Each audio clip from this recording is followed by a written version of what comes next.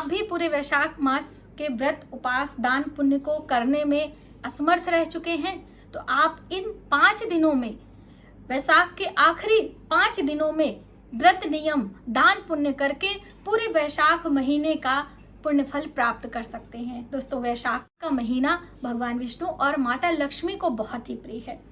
इसे माधव मास के नाम से भी जाना जाता है और पूरे वैशाख महीने में स्नान का नियम, व्रत का नियम, दान का नियम लेते हुए हम दान पुण्य आदि करते हुए अपने पुण्य में बढ़ोतरी करते हैं। यदि आप अभी किसी भी कारण से पूरे वैशाख में कुछ भी नहीं किया है, तो ये आखिरी के वैशाख शुक्ल पक्ष के जो आखिरी 5 दिन हैं, यानी एकादशी से लेकर पूर्णिमा तक, यदि आप स्नान, दान, व्रत आदि का नियम लेते हैं तो आपके जीवन में निश्चित ही समृद्धि आती है, माता लक्ष्मी की कृपा प्राप्त होती है और आपको भी वैशाख के स्नान का पुण्य फल प्राप्त होता है और अश्वमेध यज्ञ जितना दान करने का फल होता है।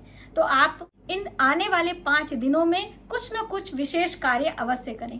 पहला नियम तो ये है स्नान का, क्योंकि वैशाख के दिनों में ब्रह्म मुहूर्त में स्नान का नियम लेना चाहिए किसी पवित्र नदियों में। यदि आपके घर के आसपास में कोई पवित्र नदी है तो अवश्य उसमें स्नान करें। यदि नहीं है तो पवित्र नदियों का जल अपने स्नान वाले जल में डालकर स्नान करें। और यदि माता लक्ष्मी की कृपा पाना चाहते हैं तो थोड़ा सा आंवले का रस डालें, आंवले का चूर्ण डालें। दोस्तों, आंवला पूरे महीने 12 महीने मिलता है और वैशाख मास में देव वृक्षों में तुलसी का वृक्ष और पीपल का वृक्ष, हम बात करें आंवले का वृक्ष, ये देव वृक्षों के अंतर्गत आते हैं और माता लक्ष्मी, भगवान विष्णु की कृपा भी मिलती है इन देव वृक्षों की पूजा अर्चना करने से। तो यदि आप आंवले का रस अपने स्नान वाले जल में डालकर नित्य प्रतिदिन इन दिनों में, यानी कि एकादशी से लेकर पूर्णिमा तक स्नान करते हैं, तो आपको माता लक्ष्मी की कृपा जरूर मिलती है। अब उसके बाद बारी आती है भगवान सूर्य को अर्घ देने की। तो दोस्तों, स्नान के तुरंत बाद आपको 1 लोटा जल भगवान सूर्य को पूर्व दिशा की तरफ मुख करके देना चाहिए। यदि आप पवित्र नदियों में स्नान कर रहे हैं तो आपको नदियों के किनारे ही स्नान करते हुए आपका कमर तक, नाभि तक रहे, तभी आप जल दें, तो ये अति उत्तम बताया जाता है। अब उसके बाद बारी आती है कि आपको पूजा अर्चना में क्या व्रत नियम लेना चाहिए। तो देखिए, एकादशी का व्रत आप करते हैं तो उसके नियम का पालन करें और दूसरे दिन से पूरे दिन जल फल पर रहें और एक समय एक अनाज लेकर 5 दिन का आप व्रत करें। यदि आपने अभी तक व्रत कोई भी शुरू करना चाहते हैं तो ये वैशाख का महीना गृह प्रवेश के लिए, दान पुण्य के लिए, नए किसी भी भूमि भवन के निर्माण के लिए अति उत्तम बताया जाता है कि वैशाख के महीने में किया गया शुभ कार्य हमारे लिए आगे मंगलकारी होता है। तो आप इन दिनों शुरुआत भी कर सकते हैं। अभी तो शुक्ल पक्ष है तो आप किसी भी व्रत की शुरुआत करें। बात आती है अपने पितरों के श्राद्ध तर्पण के लिए। तो यदि आप पवित्र नदियों में स्नान करने गए हैं तो किसी भी दिन, एकादशी से लेकर पूर्णिमा तक किसी भी दिन आप तर्पण भी कर सकते हैं यदि आपकी इच्छा है तो। वरना आप 1 दीपक हर दिन एकादशी से लेकर पूर्णिमा तक पीपल वृक्ष के नीचे जड़ों में 1 लोटा जल सींचते हुए ये भी नियम ले सकते हैं। ठीक है, तो जो नियम हम आपको बता रहे हैं, यदि आप पूरा नहीं ले सकते हैं तो कुछ ना कुछ तो इसमें से आपको लेना ही चाहिए, जिससे कि आपके जीवन में भी पुण्य की बढ़ोतरी हो और आने वाला जीवन आपका सुखमय हो।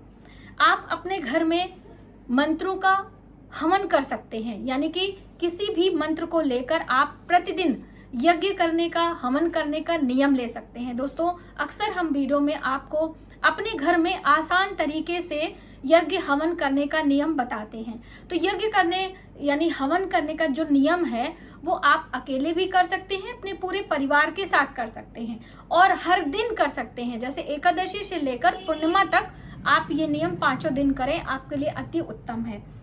साधारण सा चीज है, आप हवन सामग्री घर में बनाएं, आम की लकड़ियों को लेकर उसे घी की बत्ती से या कपूर से उसे प्रज्वलित करें। उसके बाद सामग्री और समिधा के साथ में किसी भी मंत्र को लेकर आप गायत्री मंत्र बोल सकते हैं, माता लक्ष्मी का मंत्र बोल सकते हैं, आप माँ दुर्गा के मंत्रों को बोलते हुए हवन करें। 101 बार, 108 बार, 21 बार, 31 बार, जैसे भी आपके पास समय हो ये कार्य आप कर सकते हैं। ये कार्य सुबह स्नान ध्यान पूजा के बाद किया जा सकता है। कोई संकल्प आदि रहता है तभी हम सूर्यास्त के बाद हवन करते हैं, वरना सूर्यास्त के बाद हवन नहीं किया जाता है। कोई अनुष्ठान चल रहा है तो एक अलग बात है। अगियारी हम दोनों समय कर सकते हैं, जैसे कि मैंने आपको माता लक्ष्मी की प्रसन्नता के लिए एक विशेष प्रकार की अगियारी बताया था, तो वो अगियारी आप अपने घर में गाय के गोबर के उपले पर भी कर सकते हैं यदि हवन करने में असमर्थ हैं तो गाय के गोबर का मिलना बहुत मुश्किल हो जाता है जो मेट्रो सिटीज में रहते हैं। ऐसी स्थिति में आप जो नारियल का जूट होता है, नारियल के ऊपर जटा होता है, उसको भी लेकर उसमें थोड़ा सा घी की बाती या घी डालकर उसे प्रज्वलित कर लें और उसमें आप गूगल कपूर की जो धूनी है उसे देकर पूरे घर में घुमा सकते हैं। ऐसा भी करने से आपके घर में सकारात्मक ऊर्जा का वास होता है, माता लक्ष्मी की कृपा हमें मिलती है। यदि आपके घर में कोई दुख, बीमारी, परेशानी है, धीरे धीरे उससे भी हमें निजात मिलता है। आपके घर में कोई छोटा बच्चा है, हमेशा वो संध्या के समय रोने लगता है या बीमार रहता है, तो भी आप ये नियम को अपना सकते हैं। ठीक है, अब अगली बात आती है मुख्य दरवाजे का पूजन अर्चन और दीपदान की बात है। तो मैंने इस पर प्रैक्टिकली वीडियो आपको वैशाख के शुरुआत में ही बताया था, तो आपने वो वीडियो नहीं देखी है तो प्लीज आप जरूर देखें। मुख्य दरवाजे पर मीठा दीपक हम लगाते हैं, तो मीठा दीपक लगाने का जो सही समय है वो सुबह सवेरे ब्रह्म मुहूर्त में स्नान के बाद। देखिए बहुत सारी बहनें कंफ्यूज हो जाती हैं क्योंकि बहुत सारी चीजें मुख्य दरवाजे पर करने को आपने सुना भी होगा और मैंने भी आपको वीडियो बताया है कि मुख्य दरवाजे पर जल का छिड़काव। तो जल का छिड़काव हमें सुबह उठते ही पहला काम होना चाहिए। हम बिस्तर से उठेंगे, किसी से कोई बातचीत नहीं, कोई ब्रश मंजन नहीं, कोई दैनिक क्रिया नहीं, कुछ भी नहीं, सीधा पहला हाथ हमारा जल पे जाएगा और दरवाजे पर जाकर जल का छिड़काव करते हुए माता लक्ष्मी का आवाहन प्रणाम हम करेंगे। बस इतने छोटे से कार्य से ही आपका दिन अच्छा बनता है। उसके बाद आप अपने दैनिक कार्यों को करें, अपने घर में पूजा अर्चना स्नान ध्यान करें, वो एक अलग बात है। अब बात आती है मुख्य दरवाजे पर दीपदान की।